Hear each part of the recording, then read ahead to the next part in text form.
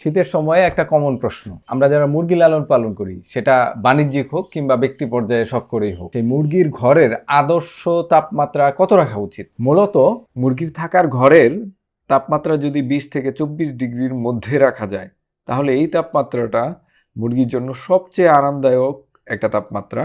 এই তাপমাত্রাটা রাখতে পারলে কিন্তু সর্বোচ্চ পরিমাণে উৎপাদন পাওয়া সম্ভব।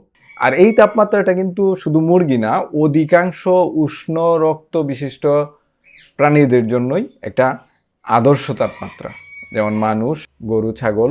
শীতের সময়ে তাপমাত্রা যদি 20 ডিগ্রির নিচে অনেক বেশি নিচে নেমে যায়, সেক্ষেত্রে কিন্তু মুরগির ঠান্ডা, সর্দি, ব্রঙ্কাইটিস, ওয়ান আই কোল্ডনেস, অর্থাৎ এই এক চোখে পানি আসা, এই ধরনের প্রবলেমগুলো হয়, যেগুলো থেকে রিকভার করা অনেক কষ্টসাধ্য হয়ে যায়।